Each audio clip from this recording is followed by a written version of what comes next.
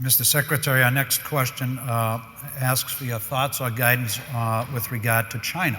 Specifically, how do you respond to the argument that China, having become our largest creditor, but oftentimes their interests are not in alignment with the United States, how is it that we might push back against our largest creditor and assert our legitimate interests?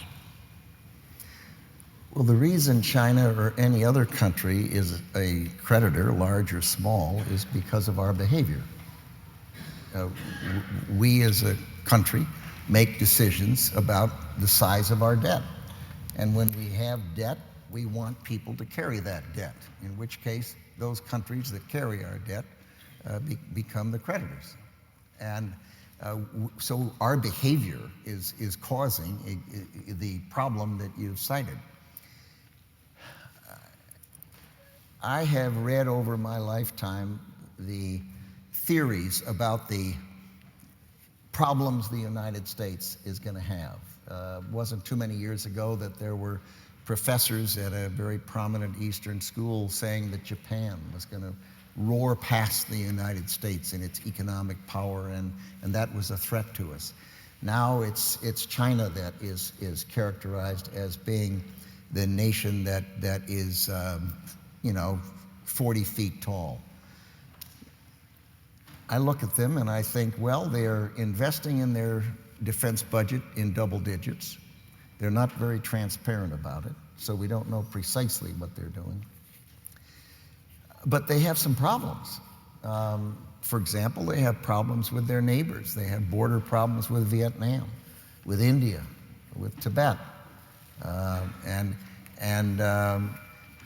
they have other problems. They have a demographic problem. They had a one-baby policy, which led to the enormous number of male children in that country and the destruction of an enormous number of female babies. So they have this disparity in their society where they have way too many men for the number of women.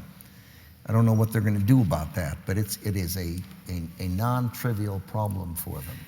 They have a big disparity between the economic progress along the coast compared to the inner portions of their country.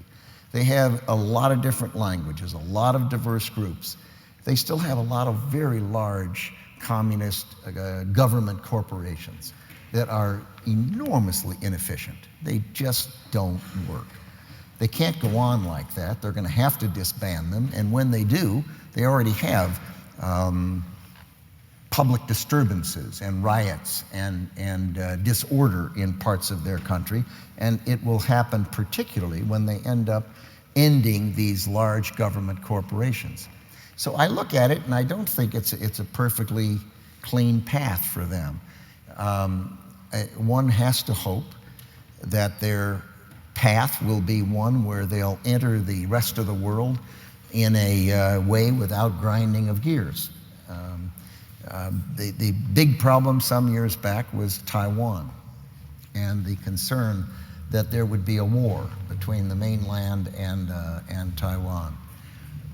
Today, there's so much economic interaction between the Taiwan and the mainland.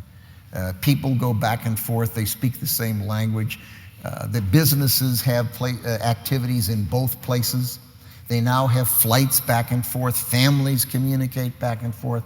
It seems to me that the big risk of a decade or two ago concerning Taiwan is today much less of a risk, and that it would take a monumental failure of diplomacy for there to be such a miscalculation that it led to a conflict over Taiwan. So I look at China and I say to myself, sure, they're large and they've had nice growth rate, and they're doing a lot of investing in their military. On the other hand, India's forecast to exceed China in size in the years ahead. And India's a democracy. Second, they have moved to a freer economic system, which has contributed to their growth. They have not moved to a freer political system. And the two are not fully compatible. It's awfully hard to have a pile of people running around in your country with computers and cell phones and all of these things, all the social networks, and still maintain a highly authoritarian communist dictatorship. So there's going to be a stress.